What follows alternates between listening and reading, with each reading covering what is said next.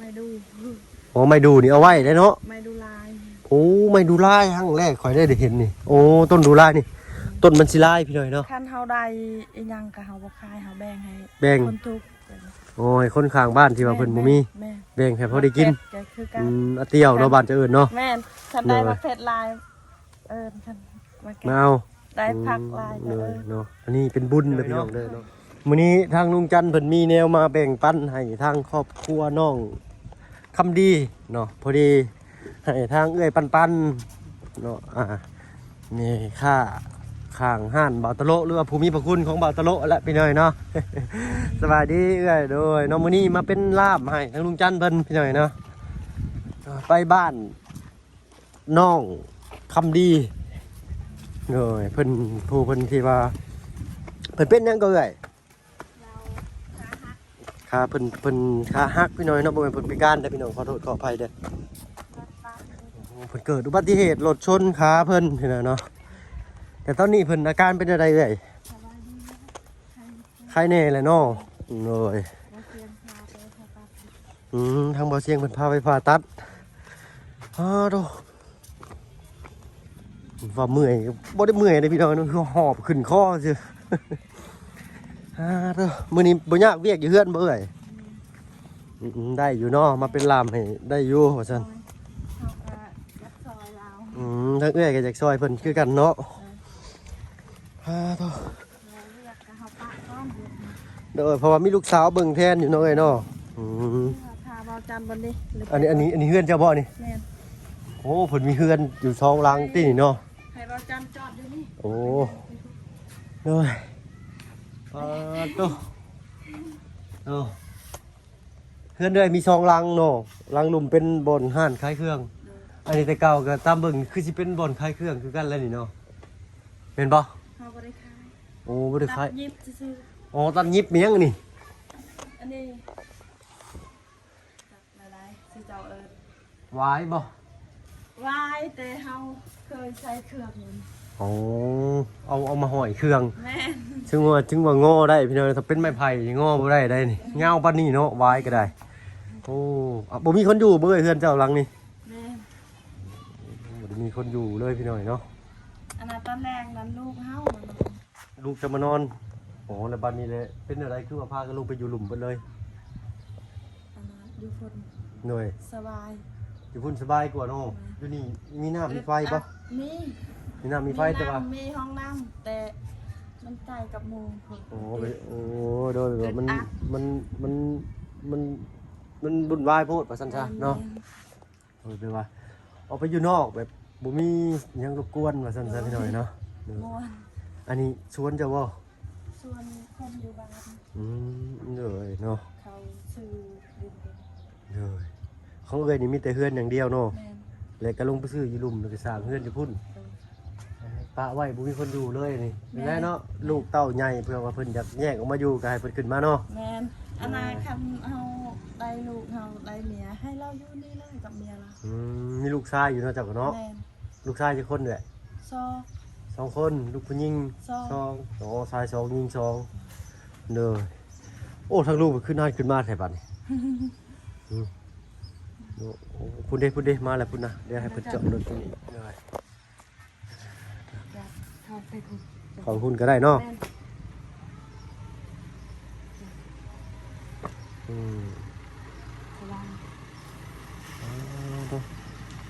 ลุยไปหอบที่พี่น้อยในเข่าเพื่อนนั้น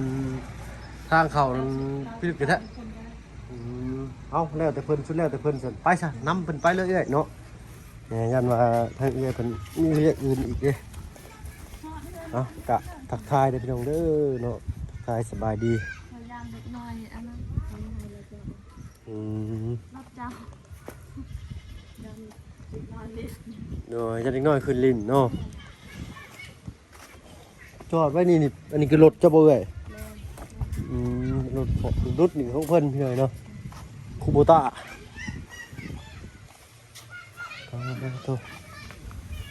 เด็กน้อยเพิ่นยันเด็กน้อยลิ้น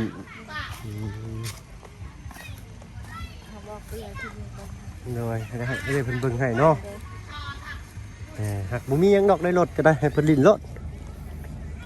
คันเขาเล่นเขาเฮ็ดแบบนี้เจ้าคือไล่แหละ ยันเป็นมาแต้มมาขีดเขียนใช่โอ้ไปหน่อยเนาะเอาไปพี่น้องไปเดี๋ยวเพิ่นยันเล็กน้อยดินนดว่าซั่นซะพึ่งมามันก็บ่ได้มีหยังเลยเนาะไปทางลุงเจอยังไปให้เพิ่นเนาะเอาผมพ่อก็ดีไปหน่อยเนาะสบายดีทางเอ้ยปันสบายดีทางน้องคำดีเนาะอายะน้ำเนาะหากาบน้ำแล้วอายะจักเพิ่นถามหยังเมื่อกี้จังบ่เบิ่งบ่ฮู้ ในมาไม่ได้อย่างนี้ แล้วได้ก็เพิ่นว่าหยังก็ นี่เราเอาให้ลานเราเก็บเอาไว้ เลยเนาะสรุปเนาะเอ้ยปันทางเบาเสียงได้ตกลงปรงใจในราคา20ล้านกีบเนาะก็ตั้งว่าแปลงปั้นเพิ่นน้ำเนาะเอ้าฝนตกบานนี่พี่น้องเอ้ยเนาะว่าสิให้ทั้งเอ้ยปันพาไปเบิ่งเนื้อที่เนาะทางปะลุง FC ในหลายๆช่องก็คือสิเห็นทั้งช่องเบาเสียงนั่นแหละพี่น้องเนาะว่า20ล้านพอแล้วเนาะแต่รุ่นเบิ่งอีกว่าสิมีสิ่งปลูกสร้างบ่เนาะน้องคำดีเนาะเป็นเท่าไรมื้อนี้อาการเป็นเท่าไร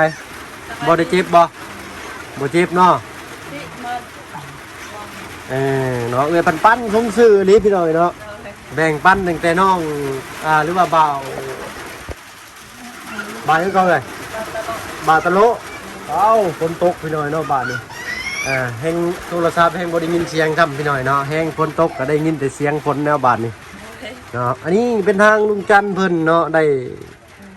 มีผู้ใหญ่ใจดีได้มอบหมายให้เพิ่นเป็นสะพานบุญให้พี่น้อยเนาะเฮาก็มาอัปเดตเพิ่มเติมอีกเล็กน้อยพี่น้อยเนาะใส่ได้หลายมืออยู่ดอกเนาะพริกปลาแดกน้ำปลาสบอกสมบูเนาะหน่อยทงบักใหญ่มีแฟบน้ำทงบักใหญ่พี่น้อยเนาะสลุงสไลด์เนาะหลายสิ่งหลายอย่างทางผู้ใหญ่ใจดีเพิ่นได้ให้ทางลุงจันทร์มาเป็นสะพานบุญให้พี่น้อยเนาะโอ้ยินดีนำโดยเนาะยังกินยาอยู่บ่น้องมืดยากินแล้วก็ดีแล้วโอ้ดีเลยเนาะเราบ่ได้ปวดโดยเศร้าปวดแล้วรอบก่อนถ้ามาเพิ่งมีแต่เราคออยากงางฮะมีเราคออยากงางขออยากย่างโอ้เราย่างก่อนน้อยแพ้มันดีกว่านี้ก่อนอดเอาใจเย็นๆนะบุกหลาเด้อเราจะเฝ้าอยากย่างไงย่างย่านกล้ามเนื้อข้างในมันฉีกแพ้มันเปิดออกมาแล้วมันฉีอักเสบมันฉีบวมข้างในเราต้องจะเฝ้าย่างก่อนอดเอาอีกประมาณอาทิตย์2 อาทิตย์เนาะเจ้าก็ขึ้นมาเบิ่งเพิ่นบ่อยบ่เอามาเบิ่งยามเราย่างเลยเนาะทางซอยเพิ่นนำพอดีฝนก็เซาหยุดตกแล้วบาดนี้พี่น้อยเนาะพ่อสิว่างพาย่างเบิ่งจักหน่อยบ่เนาะทางบ่เชียงเพิ่นได้แจ้งหยังเจ้าอยู่บ่เนาะแจ้งแล้วแจ้งแต่ว่ามืออื่นเนาะเชียงทางในบ้านหรือว่าผู้อันรอบข้างนั่นแหละเหนือใต้ตะวันตกตะวันออกเนาะทั้ง4ด้านมาเป็นสักขีพยานนำกันว่า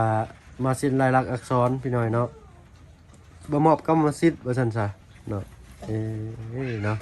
อายะก็สิมีบ่อนอยู่แล้วบาดนี้เนาะอายะซื้ออะไรอายะ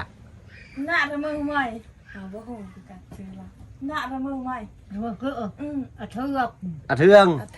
โอ้อะเทืองปลอกบ่ว่าคือโดย1 2 3 4คนลูกบ่ผัวคือเกเราได้เมีย4คนเป็ดกูรอเทือกโอ้เทือกเจ้าคือเมียชื่อว่าอะเทืองมันย่อมาจากยังไงหมายความว่าเขาฮักและอดทนเมีย4พุ่นพอเราพ่อเพิ่นนั้นได้ฉายาว่าอะเทืองปลอกผัวเพิ่นพ่อเพิ่นเนาะโอ้ยเอาพี่น้อยเนาะบ่ฮู้ดอกสมัยแล้วสมัยเพิ่นเนาะพ่อของเพิ่นนี่ได้เมีย4 คนแม่เราอดซื่ออดและซื้อเทืองเพิ่นเลยได้ซื้ออันอะเทืองแม่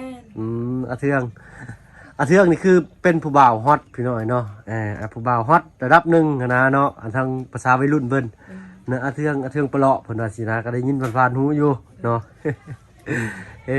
เนาะโอ้ยอะยะเนาะ ดีใจเขาบอกเลยนะเขาเสียงก็บอกแม่ตู้แน่เขาก็บอก เงย ดีใจ โดยเนาะ มื้อนี้เราก็ดีใจ ดีใจบ่อะยะ ไม่อ้ามเนาะจามันอยากกระต่ายอ้าวกระต่ายเอา โดยเนาะสิเป็นที่ของตัวเองแล้วก็ต้องขอบใจทั้งเอ้ยปันๆหลายๆเนาะที่บิแบ่งให้เพิ่นมีบ่อนชนบ่อนเช่ามีที่ดินเป็นของตัวเองหน่อย มีเก่งกินได้กินเก่งบอล อยากกินแกงบอน เฮือนนอนในเป็นนอนเฮือนไก่ บ่มีแนวกินได้กินแกงบอนบ่มีเฮือนนอนไปนอนเฮือนไก่หรือเฮือนไก่ ไก่ในห้องงักจองละเอาเตะ โอ้เป็นอันนั้นพี่น้อยเนาะว่าง่ายๆก็เป็นคำสุภาษิตหรือว่าคำพังเพยเนาะเป็นบทกลอนสมัยตะกี้อันยังก็เพิ่นว่าแม่ใหญ่นี่บ่มีแนวกินได้กินแกงบอนบ่มีเฮือนนอนไปนอนเฮือนไก่โอ้เนาะ ตอนนั้นเดือนละน้อยๆ ด้วย ตอนนั้นตอนตะเบ็ด เหนื่อยโธ่เนาะเอ้าเนาะกระสั้นก็สิได้ให้เอื้อยปันพาไปย่างเบิ่งจักเล็กจักหน่อยด้วยเนาะมีทางบ่เสียงเพิ่นได้ให้ในบ้านมามื้ออื่นเนาะเพิ่นสิเดินทางมามื้ออื่นบ่ลุงมื้อนี้น่าสิมื้ออื่นพี่น้อยเนาะ เรามาเนี่ยได้คำตอบ โดยมื้ออื่นเพิ่นสิเดินทางกันมาเลยนัดนายบ้านเนาะแล้วก็เจ้าของที่ทั้ง4ด้านพี่น้อยเนาะแล้วก็มาเซ็นลายลักษณ์อักษรกับเอื้อยเนาะโอ้ประมาณจากโมงนี่น่าสิค่ำๆพี่น้อยเนาะจะได้ก็ดีอกดีใจนำเนาะมีบ่อนอยู่บ่อนเช่าแล้วก็รุ่นกันตื่มอีกว่าสิมีสิ่งปลูกสร้างบ่เนาะแต่ว่าสำหรับดินดอนตอนหญ้านี้คือทางบ่อเชียงเพิ่นจบไปแล้วพี่น้อยเนาะก็เหลือแต่นี่แหละพี่น้อยเนาะสิ่งปลูกสร้างเนาะก็สิได้เปิดชมทบบ่หรือแนวใดเนาะแต่ว่าตามลำพังสิให้เพิ่นไปปลูกสร้างเองนี่ก็คือสิยากพี่น้อยเนาะจังได๋ก็ตามแต่พี่น้อยเนาะรุ่นเหมือนกันเป็นกำลังใจให้ครอบครัวน้องคำดีเนาะที่มีเอื้อยปันเป็นผู้แบ่งปันให้เนาะงานนี้เจ้า MVP เลยเนาะ คือนางเอกเลยเนาะขอบคุณเอื้อยหลายๆป้ากระสันเว้าหลายอย่าห่างพี่น้องนะให้เอื้อยเพิ่นพาไปเบิ่งเนื้อที่จักเล็กน้อยพี่น้อยเนาะทางเฮาก็สิได้ไปทางอื่นต่อเนาะเนาะให้เอื้อยเพิ่นไปเผาห่านมีลูกสาวเผาห่านผู้เดียวจำได้เนาะขออนุญาตเอื้อยทั้งผัวเจ้าไปใส่คือบ่เคยเห็นจักเทื่อ เราเมื่อกี้ได้เราอยู่พุ่นเรานั่งกับมุง อ๋ออยู่เฮือนเบา อยู่ นั่น บ้านเฮา อยู่เฮือนเจ้าบ้านเฮานั่งนั่นเรา โอ้ แต่ เนาะ จะบ่เจอจะบ่ บ่เคยเห็นเลยเนาะเคยบ่เคยเห็นเลยบ่เคยเห็นเลยเนาะ จำเราจ้ะ เนาะทั้งลุงฮู้บ่ผู้ร้อนบ่หน้าเด็บๆมันได้เอ้าเนาะรอคันผู้นั้นแม่นโลดเนาะกับบ่กล้าถามเพิ่นพี่น้อยเนาะเอาเนาะกระซั่นไปก็เด้อน้องคำดีเด้อยะเด้อเนาะสบายดีเจ้าโดยเนาะเอ้ยป่ะเฮาพาให้เอ้ยเพิ่นพาไปเบิ่งจักเล็กจักน้อยก็โอ้ยนางร้ายคาเลือดบ่แล่นพี่น้อยเนาะ แม่ ป้าเอ้ยป้าขอสละเวลาเอ้ยเพิ่นจักเล็กจักน้อยพี่น้อยเนาะเด้ออย่าเด้อเนาะนี่โดยไม่ตู้เนาะเนาะนี่เป็นอันบ่อนอยู่บ่อนเช้าอันนั้นก็อุปกรณ์หากินเพิ่นดำปลาอันนี้ทั้งบ่อเสียงบ่นี่ เนาะเฮาซื้อให้เรา โอ้เอ้ยซื้อให้เอาทางเอ้ยเพิ่นจกเงินตัวเองชื่อให้พี่น้อยเนาะตัวพอดีเลยพี่น้อยเนาะเอาบุญคำน้ำสู้เลยเนาะซอยกันเนาะปึ๊บป่ะคือว่าเอ้ยเพิ่นก็ได้ปลูกสร้างเฮือนพี่น้อยเนาะเพราะว่าอยู่ข้างในคือเฮาต้นคลิปอะไรพี่น้อยอยู่ทางในหมู่บ้านนี่ก็ซุ่มแซวหลายเนาะค้าขายก็บ่สะดวกว่าซั่นซะบ่คืออยู่หน้าทางเนาะเพราะนั้นเอ้ยชื่อชีดินใหม่บ่เอ้ยเรื่องอะไรโดยอยู่นอกกันเลยโอ้ซื้อใหม่หันเท่าไหร่ซื้อแต่เฮิงปานใดน่ะแต่โดด ตะกี้เท่าไหร่เอ้ยตะกี้ได้13ล้าน 13ล้าน บอนเฮาตั้งเฮือน บ่อนตั้งเฮือนแล้วก็หน้าห้านเลย แม่ โอ้ฮอดหัวพุ่นเลยเนาะ แม่ โอ้ เขาแบกให้ โดย13ล้านนี่ก็ถือว่าแพงเติบได้พี่น้องตะกี้เนาะ แต่เฮือนในของเอ้ยเพิ่นนี้มีอีกหลังหนึงคือดินที่ว่าเฮาตอนต้นคลิปแหละพี่น้องเนาะเอ้ยเพิ่นอยากออกไปทำมาหากินหรือว่าค้าขายสะดวกสบายก็ย้ายออกไปอยู่นอกเลยเนาะใกล้บ่เอ้ยโอ้ในสวนนี้โอ้ขนาดจักเม็ดคุณจักเม็ดเอ้ยฮู้บ่ แต่นี่นามันนา30 โดยหน้า30โดย แพง15 15คูณ30โอ้30นี่ก็ถือว่ากว้างได้พี่นับตั้งแต่เจ้หัวพี่เนาะเอ้ยเนาะโดยฮอดสุดหัวเลยอันนี้30เนาะหน้าตัวนี้30ลงไปนี่15โอ้หน้า30กว้าง15ว่าซั่นซะกว้าง30ยาว15ว่าจังซั่นก็ได้พี่น้อยเนาะพี่ปึ๊บนี่เนาะสวนนี่เป็นของเจ้าเบิดเลยเนาะเนาะตัวเอ้ยเห็ดสวนยังอันนี้สวนกล้วยบ่ ตะบิดนาเฮาตั้งเฮือดเหมือนเฮาอยู่ เลยโอ้สรุปว่า3บ่อนแล้วเจะใหญ่เนาะ แม่อันน่ะตอนตะบิดนั้นเฮามาอยู่นี่พ โด อย เฮาปลูกเฮือนซ้ำนี้ โดยสำเล่านี้ แม่ โอ้โดย แม่ เข้าไปได้บ่ ได้ ป่ะเนาะสำหรับเวลาเอื้อพอดีจักหน่อยนึงพี่หน่อยเนาะให้เห็นพื้นที่แบบใกล้ชิดเลยนะคือว่าก็จะหกน้อยนึงพี่น้อยนะผมมีคนอยู่ถือว่าได้สำนี้ถือว่าสุดยอดเลยพี่น้อยนะผมมีคนเบิ่งแยงแต่ว่าก็หากรรมทางนี่เนาะ ซ้ำนี้ โดยเฮาต้นม่วงนี่เนาะ แม่นซ้ำนี้ 15 เมตรเท่านี้พี่หน่อยเนาะนี่ปึ๊บไปนี่ชนหันปึ๊บโอ้ถือว่ากว้างได้นี่ได้ อันนี้ตัดแล้วเฮาไทย อะไรก็ได้ อันนี้เอาอ้อย อ๋ออันนี้เอาออกม เราสิตั้งเฮือนบอนเฮาอยู่ โดยทางนั้นเห็นเป็นชวนเนาะ แม่ เป็นเดิน โอ้ต้องหารถดุดมาดุดอีกได้นี่ โดย เดินมากระทิ วัดอันนี้ โดยแล้วแต่เพิ่นเลยนะเนาะต้นไม้อันนี้ได้สะต้นยังนี่เอาไว้บ่ ต้นไม่ดู อ๋อไม่ดูนี่เอาไว้ได้เนาะ ไม่ดูลาย โอ้ไม่ดูลายครั้งแรกข่อยได้เห็นนี่โอ้ต้นดูลายนี่ต้นมันสิลายพี่หน่อยเนาะใบนี่ก็คล้ายคือไม้ต้นขยุง โดย โอ้อันนี้เพิ่นเอื้อยให้เพิ่นเลยบ่หรือว่ายังเป็นให้เลย อาเลยต้นไม้เนี่ยเราอยากดูดหมดกระดูด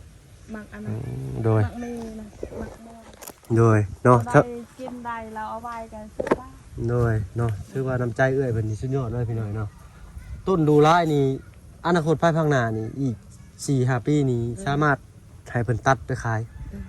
เฮ็ดทุนได้เนาะหรือว่าบ่มีเงินปลูกสร้างกับอันนี้แหละตัวนี้แหละพี่น้อยเนาะเป็นสมบัติของเพิ่นตามจริงเอ้ยเพิ่นบ่อยากให้ก็ได้เนาะ เท่าตั้มเบ็ดนั้นเรา เดี๋ยวได้ จำถามเขายังเสียดายจังมี อืม เสีย เนาะ ดายกกมีเสียดายกกม่วง แต่ก็ให้เพิ่นซะเนาะ น้อย แต่ เราเสียดายนี่แหละเราอยากได้ก็แบ่งให้เราซะ โดยให้เพิ่นเลยซะเนาะ ให้เรา โดย สบาย ให้เพิ่นสบายใช่เพิ่นก็เฒ่าเลย โดย ว่าซั่นซะ ตอนนั้นยังบ่ได้ทำใจเท่าไหร่ ยังบ่ได้ เสียดาย ยังเสียดายทั้งทำใจบ่ได้เนาะ เดี๋ยวนี้บ่ได้เสียดายแล้ว คิดทบทวนเบิ่งครั้งแรกด้วยเนาะถือว่าเฮ็ดบุญเฮ็ดทานไปเลย ดีแล้ว โดยโอ้ แบ่ นับ ง ถือ ให้ น้ำใจ เรา เอ้ยลาวพี่น้อยเนาะนี่แหละ แนวเฮามักเราก็มักคือกันมอบให้เราซะ เหนื่อยโตน้ำใจเอ้ยปันชมชื่อปันเลยได้มาอะไรชื่อเจ้านี่เรื่องว่าตั้งแต่ข้าวตู้พ่อตู้แม่พุ่น พ่อแม่ วาสนาเอาเนาะ เรา สิได้ชื่อ เคย ปัน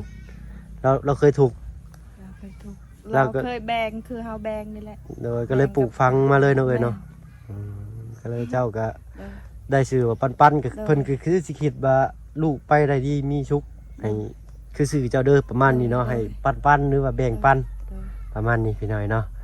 เรา ดีอกดีใจหลาย เคยบอกความดีแต่ยังน้อย อืม ๆฮู้ความนั้นเราบอกตลอดพ่อแม่บอกตลอด โดย เฮ็ดดีฮักโตเฮาฮักตัวเองคือฮักคนในบ้านนั่นแหละ โดย เฮาก็เฮ็ดตามเราบอก เนาะก็เลยมาทางคุมือนี้ แม่ เนาะก็เลยได้ดีมีสุขไปพี่น้อยเนาะโอเคพี่น้อยเนาะกับประมาณนี้ดินดอนตอนหญ้าขนาด15คูณ30โดยเนาะต้นไม้ต้นตอกต้นดูดอกดูลายที่มีมูลค่าภายภาคหน้าให้เพิ่นเบิดเลย โดย เนาะ ตัวนี้กกตัวนี้เราจะเฮ็ดชาวเฮือนก็เฮ็ด โอ้ต้นขี้เล็ก6ต้นบ่ดีเด้อฮะ โดย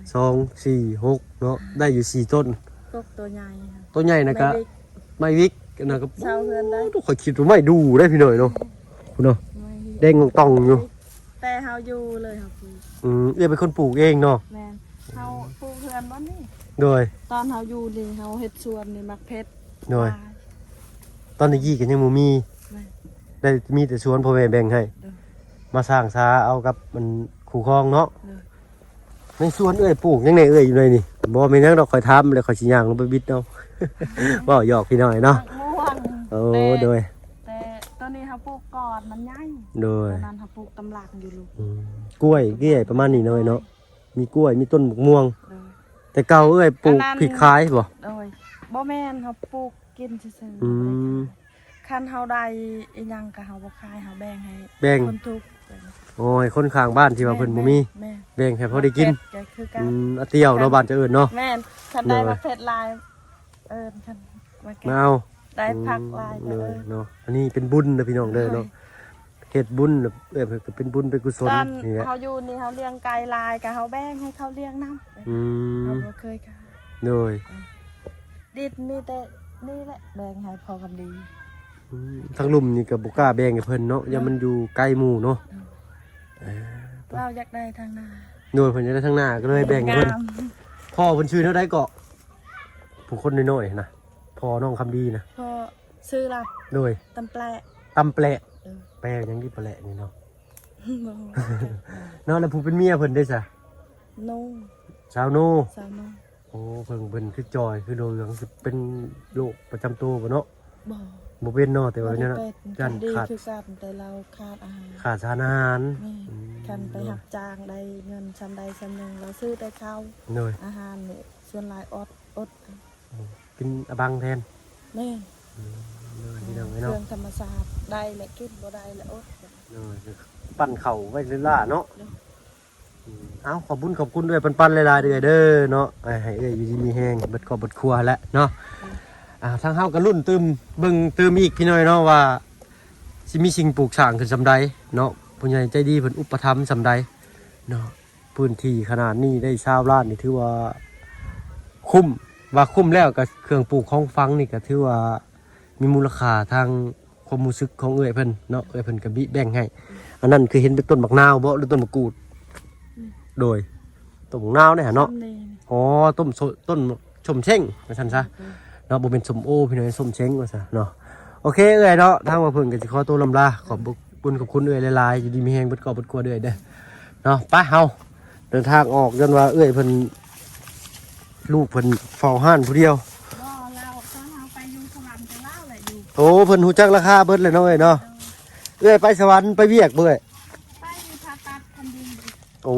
ผ่าตัดอันน้องคำดีเพิ่นเอ้ยเพิ่นพาไปว่าซั่นซะ เจ็ด เนาะ7 มื้ออาทิตย์หนึงเลยเนาะ เล่าแหละเป็นผู้เบิกน้องอีกเบิ่งน้องอีก เลยโอ้ขอบุญขอบคุณเอ้ยหลายๆพี่น้อยเนาะเอ้าเนาะเว้ากันหลายแยกกันทางถ้ามาเพิ่นก็สิขอตัวลำลาแล้วพี่น้อยเนาะที่มีแฮงเบิดทุกคนเข้ามาชมช่อง YouTube บ่เพิ่นเป็นหลายคือเก่าไปแล้วพี่น้องสบายดีจ้ะ